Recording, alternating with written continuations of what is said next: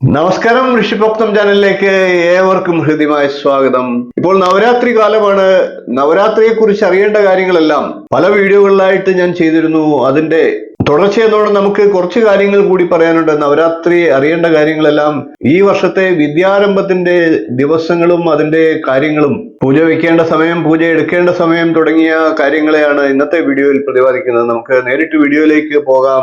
2024 October 10-ാം തീയതിയാണ് ഈ വർഷത്തെ പൂജ വയ്പ്. ദുഷ്ടരെ നിഗ്രഹിച്ച് ദേവിയെ ആരാധിക്കുന്ന ഉത്സവമായിട്ടാണ് നവരാത്രിയെ പറയുന്നത്. നവരാത്രി ആ രീതിയിലുള്ള ഉത്സവമായിട്ടാണ് ആഘോഷിക്കുന്നത്. ഇന്ത്യയുടെ വിവിധ സ്ഥലങ്ങളിൽ വിവിധ രൂപത്തിലാണ് ആചരിക്കുന്നത്. നവദുർഗാഭാവത്തിലും ദുർഗാ പൂജ എന്നുള്ള രീതിയിലും, വിദ്യാരംഭം, സരസ്വതി ദേവി ഉപാസന എന്നുള്ള രീതിയിലും, ആയുധ പൂജ തുടങ്ങി പല രീതിയിലാണ് നവരാത്രി ഉത്സവം കൊണ്ടാടുന്നത്. നവരാത്രി കാലത്തെ വ്രതത്തിന് വളരെയേറെ പ്രാധാന്യമുണ്ട്. വ്രതങ്ങളുടെ റാണിയായിട്ടാണ് നവരാത്രി വ്രതത്തെ പറയുന്നത്. നവരാത്രി വ്രതം ആചരിച്ചാൽ ആഗ്രഹ പൂർത്തീകരണവും ദുരിതങ്ങളുടെ നാശവും കാര്യവിജയവുമാണ് ഫലമായിട്ട് പറയുന്നത്. ശക്തയ വിശ്വാസപ്രകാരം നവരാത്രി രാത്രിയും പകലും നീണ്ട് ഒരു ഉത്സവമായിട്ട് ആഘോഷിക്കുകയും ആദിപരാശക്തിയെ 3 വിവിധ ഭാവങ്ങളിലായിട്ട് ആരാധിക്കുകയും ചെയ്യുന്നു. ആദ്യത്തെ 3 ദിവസം മഹാകാളിയായും, അടുത്ത 3 ദിവസം മഹാലക്ഷ്മിയായിട്ടും, അവസാനത്തെ 3 നാൾ മഹാസരസ്വതിയായിട്ടുമാണ് പൂജിക്കുന്നത്. മറ്റൊരു രീതിയിൽ ഭുവനേശ്വരി ആയിട്ടുള്ള ദുർഗയുടെ 9 ഭാവങ്ങളായിട്ടാണ് ആരാധിക്കുന്നത്. മഹാഗൗരിയിൽ തുടങ്ങി സിദ്ധിദാത്രയിൽ അവസാനിക്കുന്നു. മറ്റൊരു രീതിയിൽ സപ്തമാതൃക്കളായിട്ട് ആരാധിക്കുന്നുണ്ട്. ബ്രാഹ്മി, വൈഷ്ണവി, മഹേശ്വരി, ഇന്ദ്രാണി, വരാഹി, ചാമുണ്ഡി എന്നീ സപ്തമാതൃക്കളുടെ കൂടെ ഐശ്വര്യ ലക്ഷ്മിയായിട്ടുള്ള മഹാലക്ഷ്മിയെ കൂടി ആരാധിച്ച് അഷ്ടമാതാക്കളായിട്ട് ആരാധിക്കുന്നു.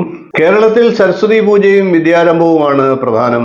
വിദ്യാവിജയത്തിനായിട്ടാണ് സരസ്വതി പൂജ ആഘോഷിക്കുന്നത്. ഭഗവതി ക്ഷേത്രങ്ങളിലെ ഏറ്റവും വിശേഷപ്പെട്ട പ്രധാന ദിവസങ്ങളാണിത്. പല ദേവീക്ഷേത്രങ്ങളിലും ഉത്സവം ഈ കാലത്താണ് നടക്കുന്നത്. അതേപോലെ തന്നെ പൊങ്കാല, പൂരം, ദേവി ഭാഗവത നവാഹ യജ്ഞങ്ങൾ, ചണ്ഡികാ ഹോമം, ഐശ്വര്യ പൂജ, ലക്ഷ്മി പൂജ, അഷ്ടലക്ഷ്മി പൂജ, സരസ്വതി പൂജ തുടങ്ങിയവയെല്ലാം ഈ കാലത്തായിട്ടാണ് നടത്തുന്നത്. ഈ വർഷം വിദ്യാരംഭത്തിന് ചില ക്ഷേത്രങ്ങളിൽ വ്യത്യാസം വന്നിട്ടുണ്ട്. കൊല്ലൂർ മൂകാംബിക ക്ഷേത്രത്തിലൊക്കെ ഒക്ടോബർ 12-ാം തീയതിയാണ് വിദ്യാരംഭം. തിഥിയും നക്ഷത്രവും തമ്മിലുള്ള വ്യത്യാസം മൂലമാണ് ഇങ്ങനെ ഒരു വ്യത്യാസം വരുന്നത്. കേരളത്തിൽ ഇത് ഒക്ടോബർ 13-ാം തീയതിയാണ് ആചരിക്കുന്നത്. 2024 ഒക്ടോബർ 3-ാം തീയതി ആരംഭിച്ച് വ്യാഴാഴ്ച ശുക്ലപക്ഷ പ്രഥമ തിഥിയിൽ ആരംഭിച്ച് ഒക്ടോബർ 13-ാം തീയതി വരെ നീളുന്നു. ഈ വർഷം ഒരു ദിവസം കൂടുതലുണ്ട്. സാധാരണ രീതിയിൽ 9 ദിവസം കഴിഞ്ഞ് 10-ാം ദിവസമാണ് വിജയദശമി.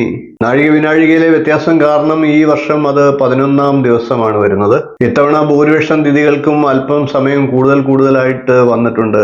അങ്ങനെ നീണ്ടുപോയ 8 മണിക്കൂർ 37 മിനിറ്റ് കാരണമാണ് ഈ വർഷം ഒരു ദിവസം കൂടുതലായിട്ട് വന്നിരിക്കുന്നത്. അതുകൊണ്ടാണ് ഈ വർഷം ദശമി 11-ാമത്തെ ദിവസമായി മാറിയത്. അഷ്ടമി സന്ധ്യയ്ക്ക് വരുന്ന ദിവസമാണ് പൂജവയ്പ്പിന്റെ ദിവസം. അതനുസരിച്ച് ഒക്ടോബർ 10-ാം തീയതിയാണ് അഷ്ടമി വരുന്നത്. 11-ാം ദിവസം ഒക്ടോബർ 13-ാം തീയതി ഞായറാഴ്ച ഉദയാൽപരം 7 നാഴിക 17 വിനാഴികയുണ്ട്. അതായത് രാവിലെ 9 മണി 6 മിനിറ്റ് വരെ. ദശമി തിഥി ഉള്ളതിനാൽ ഞായറാഴ്ചയാണ് ഇവിടെ നമ്മുടെ കേരളത്തിൽ പൂജ എടുക്കുന്നത്. അതുകൊണ്ട് തന്നെ ഞായറാഴ്ചയാണ് വിദ്യാരംഭവും. കലകളുടെയും വിദ്യാരംഭത്തിന്റെയും ആരംഭത്തിന്റെയും വിജയത്തിന്റെയും ഒക്കെ ഉത്സവമാണ് നവരാത്രി. 9 രാത്രികൾ എന്നാണ് പദത്തിന്റെ അർത്ഥം. അജ്ഞാനമാകുന്ന ഇരുളിനെ അകറ്റി അറിവാകുന്ന വെളിച്ചം പ്രദാനം ചെയ്യുന്നതാണ് നവരാത്രി. പൊതുവെ സർവേശ്വരിയായിട്ടുള്ള ഭഗവതിയെ ആദിപരാശക്തിയായിട്ട് ആരാധിക്കുന്ന നാളുകളാണ് ഈ നവരാത്രി ദിവസങ്ങൾ. പ്രാദേശിക ഭേദങ്ങളനുസരിച്ച് നവരാത്രിക്ക് കേരളത്തിലും വ്യത്യാസങ്ങളുണ്ട്. കേരളത്തിൽ വിദ്യാരംഭം, തമിഴ്നാട്ടിൽ കൊലുവയ്പ്, കർണാടകയിൽ ദസറ, മൂകാംബികയിൽ പുഷ്പരഥോത്സവം, ഉത്തരഭാരതത്തിലാകട്ടെ രാമലീല, ബംഗാളിൽ ദുർഗാ പൂജ, അസമിൽ കുമാരി പൂജ, സപ്ത മാതൃപൂജ, കൂടാതെ ശ്രീവിദ്യ ഉപാസകർക്ക് ശ്രീചക്ര പൂജ എന്നിങ്ങനെ വ്യത്യസ്തതയുടെ ആരാധനാഭാവങ്ങൾ നീളുന്നുണ്ട്. കണ്ണൂർ മൂകാംബിക, പറവൂർ മൂകാംബിക, ചോറ്റാനിക്കര തൃപ്പൂണിത്തറ പൂർണ്ണത്രയീശ്വര ക്ഷേത്രം, ആവണങ്കോട് സരസ്വതി ക്ഷേത്രം, മൃദംഗ ശൈലേശ്വരി ക്ഷേത്രം, പനച്ചിക്കാട്ട് സരസ്വതി ക്ഷേത്രം, ചെട്ടികുളങ്ങര ദേവീക്ഷേത്രം തുടങ്ങിയ ക്ഷേത്രങ്ങളിലൊക്കെ നവരാത്രി ആഘോഷങ്ങൾ വളരെ വിപുലമായിട്ട് ആഘോഷിക്കുന്നുണ്ട്. ഒക്ടോബർ 10 പൂജ വെച്ച് ഒക്ടോബർ 13 രാവിലെ പൂജ എടുക്കേണ്ടതാണ്. വിദ്യാരംഭവും അന്ന് തന്നെയാണ്. ഈ വർഷത്തെ വിദ്യാരംഭത്തെ കുറിച്ചും ഒക്കെ ഏകദേശം നിങ്ങൾക്ക് ധാരണ കിട്ടിയെന്ന് വിശ്വസിക്കുന്നു. വീഡിയോ ഇഷ്ടപ്പെട്ടുവെങ്കിൽ ഒന്ന് ലൈക്ക് ചെയ്യുക, ഷെയർ ചെയ്യുക, ചാനൽ ഒന്ന് സബ്സ്ക്രൈബ് ചെയ്യുക, നിങ്ങളുടെ അഭിപ്രായം കമന്റായിട്ട് അറിയിക്കുക. ഇനിയും ഇതുപോലുള്ള വിഷയങ്ങളുമായി നമുക്ക് വീണ്ടും കാണാം. നന്ദി, നമസ്കാരം, ശുഭദിനം. നമസ്കാരം. ജ്യോതിഷ സംബന്ധമായിട്ടുള്ള നിങ്ങളുടെ ആവശ്യങ്ങൾക്ക് എന്നെ വിളിക്കാവുന്നതാണ്. ജാതകം, പ്രശ്നം, മുഹൂർത്തം തുടങ്ങി ജ്യോതിഷപരമായിട്ടുള്ള എല്ലാ ആവശ്യങ്ങൾക്കും നിങ്ങൾക്ക് നേരിട്ട് വരാവുന്നതാണ്. അതുകൂടാതെ ഓൺലൈൻ കൺസൾട്ടേഷൻ കൂടി ഉണ്ടാകുന്നതാണ്.